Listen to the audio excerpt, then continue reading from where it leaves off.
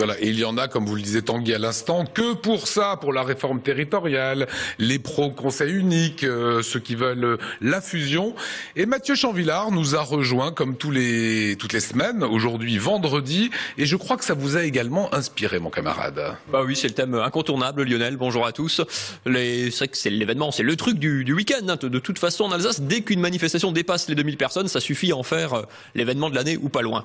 C'est vrai que ça doit être génétique. C'est pas trop notre truc, les manifs en Alsace. Hein. Si vous regardez, les succès se comptent sur les doigts d'une main. Pourtant, c'est pas très compliqué. Hein. Descendre dans la rue, y rester quelques minutes, quelques heures pour manifester, juste descendre dans la rue, ça doit être génétique. C'est pas quelque chose que les Alsaciens font souvent. Du coup, on a vraiment du mal à savoir combien de personnes il y aura demain, place de Bordeaux. Alors, il y a un mouvement de fond, disent les politiques.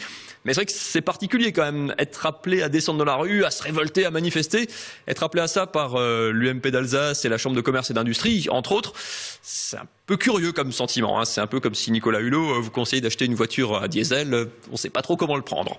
Bon, ceci dit, je comprends, c'est vrai, les élus et les gens qui sont contre cette réforme territoriale et cette fusion, cette méga région Alsace, Lorraine, Franche-Comté, surtout à droite évidemment, parce que bon, on se rappelle, ils digèrent tout juste le mariage pour tous, là vous arrivez avec le ménage à trois, forcément à un moment il fallait que ça coince.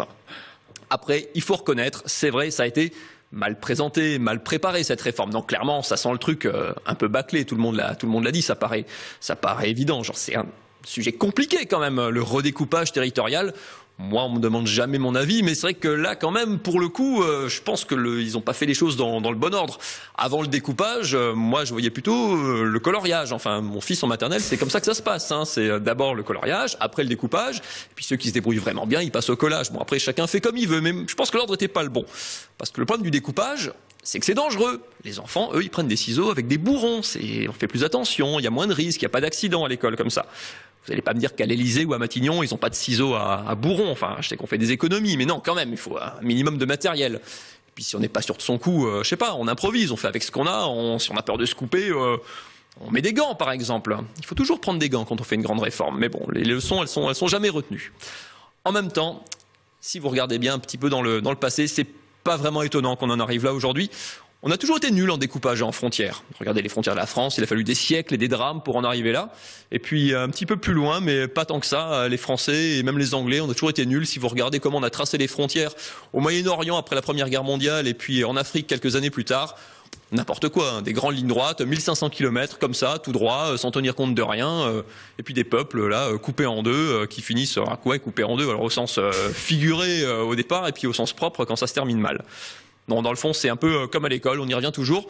Il y a des matières où on n'est pas bon, Nous, on est nuls en découpage, on sera jamais bon. La Commission européenne le dit encore. On devait couper dans les dépenses, on l'a pas fait, on n'arrive pas, c'est pas grave. On se rattrapera avec une autre matière. En maths, par exemple, on comptera les manifestants demain, par exemple. Ouais, on va miser sur les maths, parce qu'en histoire, on n'est pas terrible non plus. Juste pour l'anecdote et pour finir, Claude Keffin des DNA ont levé un joli lièvre. L'appel à manifester demain a été lancé il y a quelques semaines par les 3 présidents des grandes collectivités. Il fallait trouver un terrain neutre, équilibré, au Rhin, Bas-Rhin. Ça a été lancé de Saint-Hippolyte, village alsacien, effectivement, à la frontière. Village alsacien qui a appartenu pendant des siècles au duc de Lorraine. Non, vraiment, quand ça veut pas, ça veut pas. Hein. Ça a du sens, ce biais d'humeur. Merci beaucoup, mon camarade.